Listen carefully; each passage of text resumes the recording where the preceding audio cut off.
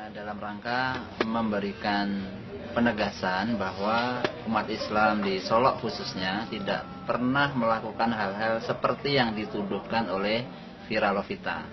Jadi kami baik-baik ketika ke rumah sakit itu, dan setelah membuat pernyataan itu kami tidak ada ketemu lagi, dan sampai sekarang saya secara pribadi tidak tahu di mana rumahnya Viralovita itu. Tapi yang berkembang di media sosial, yang diwawancara di Jakarta, Viralovita itu mengatakan bahwa saya diintimidasi dan sebagainya, dan itu tidak pernah kami lakukan.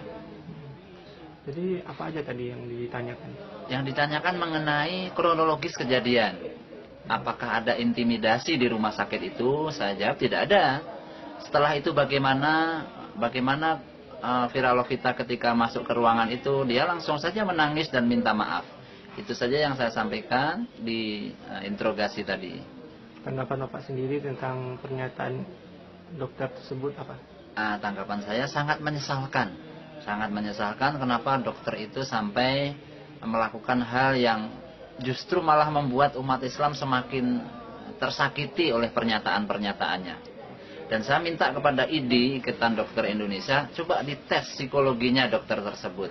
Apakah memang bermasalah terhadap keluarganya? Kenapa sampai membuat geger Sumatera Barat, bahkan sampai ke Indonesia? Ya, terima kasih. Ya, sama-sama.